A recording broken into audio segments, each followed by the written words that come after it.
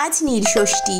যেহেতু এই বছরের প্রথম আমার নীলষষ্ঠী, সেই জন্য একটু তো কিছু স্পেশাল হবেই হবে। তার জন্য আমি এই শাড়িটা মায়ের কাছ থেকে নিয়েছি। এই শাড়িটা হলো বুইর শাড়ি, মানে দিদার শাড়ি।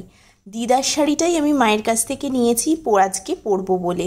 এত সুন্দর দিনে এত সুন্দর একটা শাড়ি পরার আমার ইচ্ছা আজকের না, অনেক দিনের, এবং মাকে সেইটা আমি আগে থাকতেই বলে রেখেছিলাম।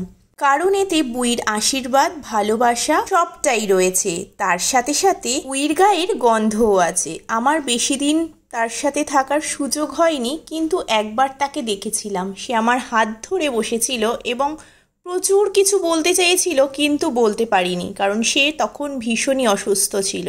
তার এই শাড়িটা পরেই আজকে ম্যাঙ্গোর জন্য প্রথম পুজো দিলাম। যেহেতু প্রথম পুজো, নিয়ম কিছুই আমি জানি না, মা ক্যামেরার পিছন থেকে আমাকে একটা একটা করে সব নিয়ম বলে দিচ্ছিল, আর সেইগুলোই আমি মাথায় রেখে সবটাই করলাম। তোমরা যারা এই বছর প্রথম পুজো করলে তারা অবশ্যই জানিও কিভাবে করলে। কমেন্টে দেখার জন্য অপেক্ষায় রইলাম।